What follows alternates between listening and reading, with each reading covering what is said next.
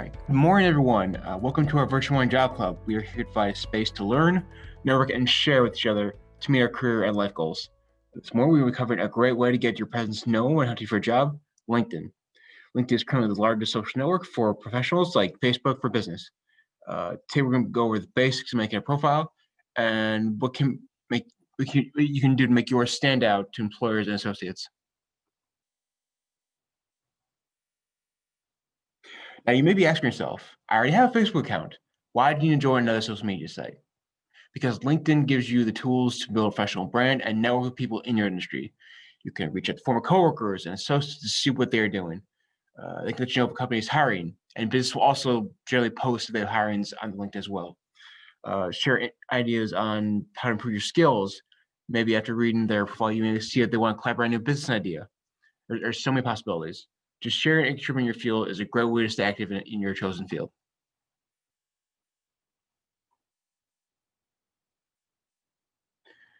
One of the most important parts of your profile is going to be the intro. Your intro is going to be the most prominent aspect of your profile. Anyone who's a search will see your name, profile image, and headline. The profile image has to be recognizable and professional.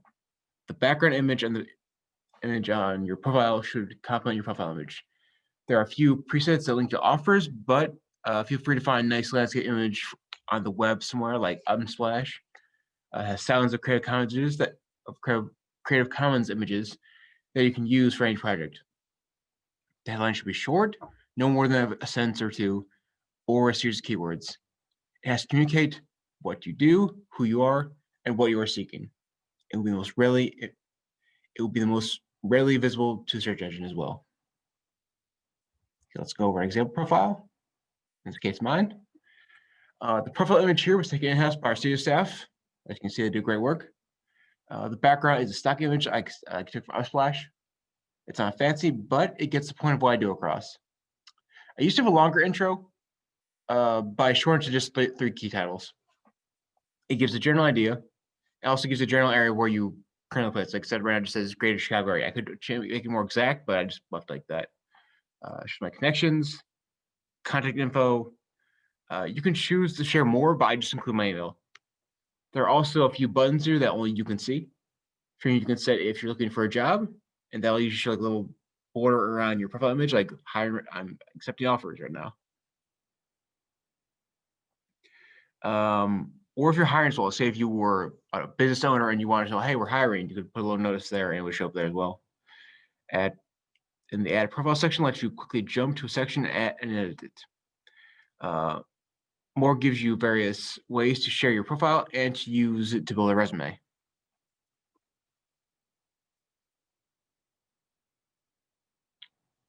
Now, the About section, which we'll go over later, tells your professional story. It's there to tell the reader your history in a narrative that draws a clear line from where you are to where you want to be. Your job experience later in your profile will give a clear timeline of your employment. But here you can say what you enjoy working by a particular place, why it was important to you, and how did it help you grow.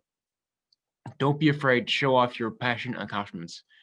I include mine as an example. It's just two paragraphs, but I've seen several that were like over 1,000 words, and maybe probably you have no experience in a particular field.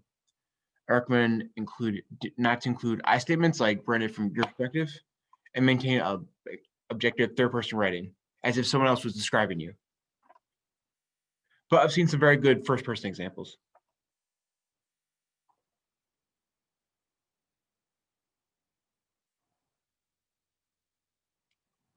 The featured section can be used to highlight anything you'll be working on. Maybe you volunteer somewhere and the organization posted about it, or you complete a recent project and want to show it off. In my section, I include one of my job club videos, like you're even right now, and also a book review and a movie review.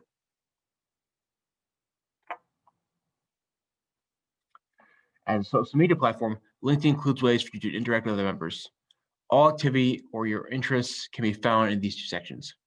Activity shows how many people are following you and has your most recent posts or comments. It isn't that important, but it shows you're active and in networking and contributing. I just shared a podcast from my favorite shows just to have something there. Interest shows any group or organization you like to follow. Excuse me. This is a great way to show. This is a great way to get updates from any group in your industry. It also shows people that you follow them. Include a few. This is actually at the bottom of the profile, but I'm including here. Just it works better in the profile. Now, the skills section lets you provide a list of all your competencies. Unlike a resume where you should be targeted and what you include, LinkedIn profiles have a bit more freedom what you want to, basically what you want to list. Your connections also recommend your connections can also recommend specific skills through endorsements. Like see here, I have 2 for research and 1 for customer service. And generally, like I said, you can just put in any order, but the list will order itself by based on how many endorsements you have for a particular skill. Like I said, research as 2, that's close to the top. More is always better. Now, a great way to increase your chances of finding a new job or grow your career is to seek out educational opportunities. And a good way to do that is by using LinkedIn Learning. A great benefit of your library card is that it gives you access to all the courses they offer through lynn.com. Follow the link on screen right there, or navigate to our e-research section on our website and enter your library card information, and you'll have free access to all the courses they offer. I heavily encourage you to view any that interests you. There's a lot on specific software like Microsoft Word, Excel, Photoshop, but their library also includes bunches on career management, interviews, or how to break into specific industry. If you want, you can, like say, if you want to include someone in profile, I recommend only including like 2 or 3. They're not accredited, they're not really like real experienced, but they show that you're active in keeping up in whatever you're doing, and it shows you continuously learning. And that's what some employers are always looking for.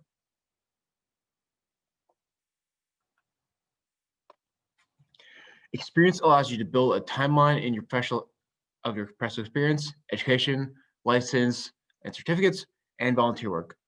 I've included here my experience. See that it links previous positions together, like at Fountaindale. I've had 3 positions as computer aide, adult services specialist, and then as a librarian. It lists how long I was there and when it ended.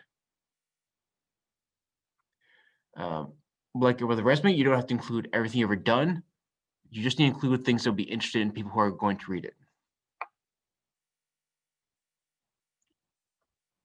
Now, recommendations are specific endorsements given by your connections. This is a great way to test your character or professional experience. And some great sources of recommendations can include former bosses, coworkers, mentors, clients, community partners, anyone who knows you professionally and can attest to your ability, and who also has a LinkedIn account. Next year, I can have one from a mentor I had when I was volunteering at Plainfield, and she gave a very nice review to me.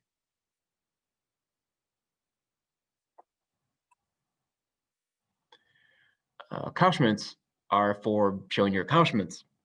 Any noteworthy complete projects can be included here. There's also a section for languages, which I don't really think as like accomplishments is its ability you have, but did they go here? That's all for building a profile, but I want to leave you with a few next steps if you need help with anything related to LinkedIn. Like I said, all these sources here are available through the library card. I always recommend BrainFuse at the end of these talks. They provide on-demand resume, cover letter, and interview help, and train in job skills. They also offer a Brain Lab where you can submit documents such as your resume, cover letter, or other materials, and they'll have back within 24 hours with corrections and editing suggestions. And this can be found on our website under the e-research section. And you have to access it through that page or the link on screen. The same goes for the next service. Like I mentioned before, lynn.com gives you access to everything you would find on LinkedIn Learning. And you can link everything you view there to your profile. Like I said, they also have a bunch of great courses besides software. There's a bunch on specific industries. And as always, I am available for one-on-one sessions, currently only over Zoom or by email, for help with resume, cover letter, or interview help, as well as other employment and business topics, such as if you want someone to help go over your LinkedIn profile, I can help you do that. If you have any questions, I'll be sticking around for a bit. But for anyone leaving now or watching later, enjoy the morning and get after it.